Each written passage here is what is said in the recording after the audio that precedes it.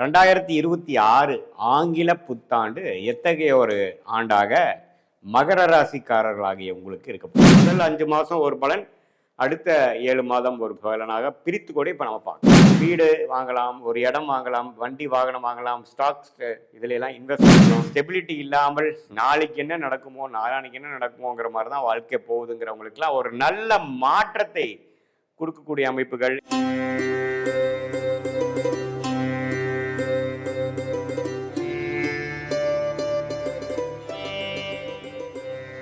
இந்த வீடியோவில் நம்ம என்ன பார்க்க போறோம்னா 2026 ஆங்கில புத்தாண்டு எத்தகைய ஒரு ஆண்டாக மகர ராசிக்காரர்களாகிய உங்களுக்கு இருக்க போகுதுங்கிறது சயின்டிஃபிக் வேதிக் அஸ்ட்ராலஜி முறையில் எதையுமே மிகைப்படுத்தாமல், மூடநம்பிக்கைக்குள்ளே போகாமல், பரிகாரங்கள் அது மாதிரி விஷயத்துக்குள்ளே போகாமல், ஒரு கிரகமும் ஒரு இடத்துல சஞ்சரிக்கும் பொழுது, பயிற்சி பெறும் பொழுது அந்தந்த ராசிக்கு எந்த மாதிரி ஒரு தாக்குதலான பொது பலன் இருக்க போகிறதுங்கிறது அந்த ஒளி தத்துவ அடிப்படையில் உங்களுடைய கர்ம பலன் எப்படி சாதகமான சம்பவங்களாகவும் சாதகமற்ற சம்பவங்களாகவும் வாழ்க்கை சம்பவங்களாக உருவெடுக்க போகிறது அப்படிங்கிறத நாம் அறிவியல் சார்ந்த சயின்டிஃபிக் வேதிக் அஸ்ட்ராலஜி முறையில் இந்திய வேத ஜோதிட அடிப்படையிலான துல்லியமான பலன்களை நம்ம பார்க்க போகிறோம். இப்போ பாருங்க, மகர ராசிக்காரர்களுக்கு 2026 ஜனவரி மாதம் பிறக்கும் பொழுதே பாருங்க, குரு 6ஆம் இடத்திலேயே தான் இருக்கிறார். குரு 6ஆம் இடத்திலிருந்து அதோட 12ஆம் இடத்தை பார்க்கிறார். சனி 7 நாட் சனி முடிந்து விட்டதுங்கிறது தெரியும் மகர ராசிக்கு. 3ஆம் இடத்துல சனி இருக்கிறார். அதே சமயத்தில் ராகு 2ஆம் இடத்திலும் கேது 8ஆம் இடத்திலும் இருக்கிறார். இதுதான் முதல் 5 மாசத்துக்கு இப்படி ஒரு அமைப்பு. ஜூன் முதல் வாரம் 2026 பாருங்க, குரு 6ஆம் இடத்தில் இருக்கக்கூடிய குரு அருமையான ஒரு பாவமாக 7ஆம் பாவத்தை ராசியை பார்க்கிறார்.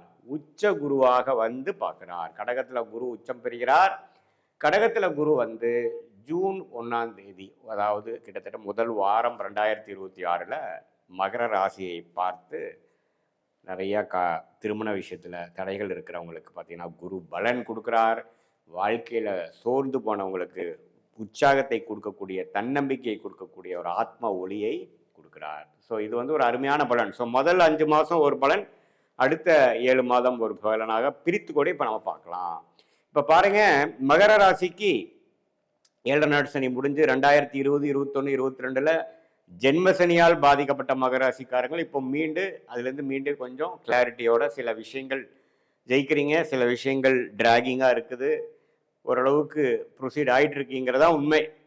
இப்போ கடந்த ஒரு வருடமாக 2024, 25 வாக்கில் பார்த்தீங்கன்னா 2025 முழுக்க குரு பாருங்க 6ஆம் இடத்துல இருந்து கைக்கு வந்தது எல்லாமே முதலீடுகளாக, சம்டைம்ஸ் சுப முதலீடுகளாக, சம்டைம்ஸ் தேவையற்ற முதலீடுகளாக, விரயங்களாக, கடன் கட்டுவதற்கும், வம்பு வழக்குகளுக்கும், உடல் உபாதைகளுக்கும், தேவையற்ற செலவுகளாக போயிட்டு இருந்தது. இது மே மாதம் வரைக்குமே கொஞ்சம் ஒரு மாதிரி அமைப்பு தான்.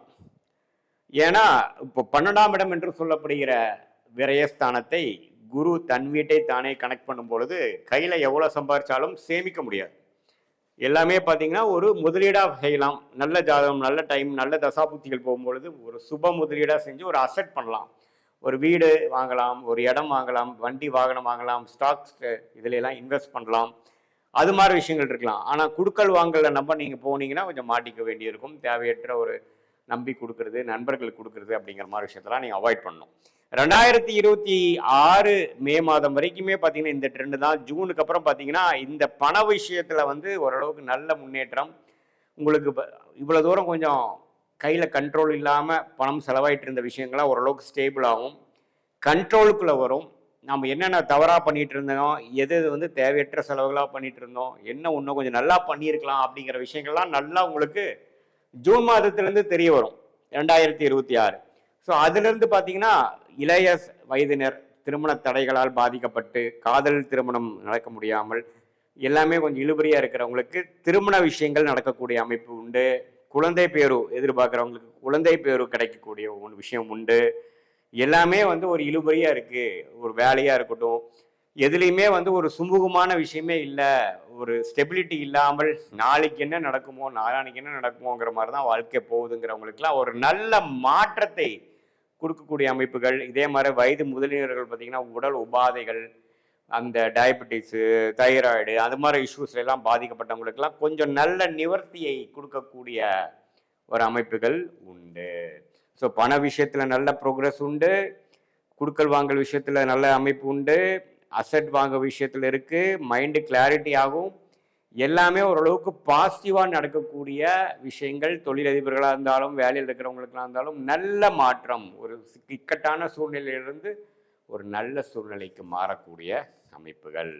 இந்த உச்ச குருவின் பார்வை 3ஆம் இடம் ராசி 11ஆம் இடத்தை பார்ப்பதனால் இதுவரை நம்ம என்ன பண்ணிட்டு இருக்கோம், ஒரே அலைச்சலாக இருக்கோம், ஒரு இடத்துல இருக்க முடியல, பண விஷயத்தில் நம்ம நினச்ச மாதிரி இல்லை, குடும்ப விஷயத்தில் நம்ம நினச்ச மாதிரி இல்லை, உடல் உபாதைகளும் சரியில்லை, இது மாதிரி நம்மளை போட்டு படுத்து எடுக்குதுங்கிற மாதிரி விஷயங்கள் போயிட்டு இருந்தவங்களுக்குலாம் எல்லாமே கொஞ்சம் கண்ட்ரோலுக்குள்ளே வந்து நாம் நினைக்கிற மாதிரி வாழ்க்கையை செலுத்தக்கூடிய அமைப்பை கொடுக்கக்கூடிய அமைப்பாக வருவது தான் இந்த குரு பயிற்சி. அதே சமயத்தில் ராகு 2ஆம் இடத்துலேருந்து குரு பார்வை இதுவரை பெற்றிருந்தவர் குரு பயிற்சி ஆனதுக்கப்புறம் ராகுவின் பார்வை இருக்குது. அதனால் என்ன ஆகும், கொஞ்சம் பணம் டைட்டாகவும் அது மாதிரி விஷயங்கள்லாம் இருக்குது. பட் இருந்தாலும் அது ஒரு பாசிட்டிவான விஷயத்துக்காகவும், அப்போ இருந்தால் நீங்கள் உண்மையிலேயே தேவையான விஷயத்துக்கு மட்டும் செலவு பண்ணுறீங்க, அனாவசிய செலவுகளை குறைக்கிறீங்க, கடனை அடைப்பதற்கு என்ன வழின்னு பார்க்க ஆரம்பிச்சிட்டீங்க அப்படிங்கிற மாதிரி விஷயம் இருக்குது. வெளிநாடு வெளிமாநில பிராணங்கள் உண்டு. ஸ்டாக் மார்க்கெட் இன்வெஸ்ட்மெண்ட் லைனில் இருக்கிறவங்களுக்கெல்லாம் ஓரளவுக்கு ப்ரொசீட் பண்ணக்கூடிய அமைப்புகள், நல்லா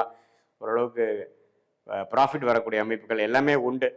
ஸோ மகர ராசிக்கு முதல் 5 மாதங்கள் சுமாரான பலன்களும், அடுத்து வரக்கூடிய 7 மாதங்கள் நீங்கள் நினைக்கக்கூடிய அந்த திட்டங்கள், நீங்கள் எந்த பிளான் போட்டிங்களோ, எது மாதிரி எதிர்பார்த்தீங்களோ அதெல்லாம் ஒன்றா நடக்கக்கூடிய அமைப்பு, மைண்டு கிளாரிட்டி கிடைக்கக்கூடிய அமைப்பு, மென்டல் ஸ்ட்ரென்த் கிடைக்கக்கூடிய அமைப்புகள், நம்ம என்ன செய்யணும் என்ன செய்யக்கூடாது எப்படி செய்யணுங்கிறதெல்லாம் நல்லாவே தெரிந்து முன்னேற்ற பாதையை நோக்கி போகக்கூடிய ஒரு அமைப்பு ஜூன் 2026 அடுத்த வரக்கூடிய வாழ்க்கையில் முன்னேறங்கள் வரக்கூடியதுக்கு வந்து ஒரு ஃபவுண்டேஷனான அடிப்படையான ஒரு அமைப்புகள் செய்யக்கூடிய அமைப்புகள் உண்டு.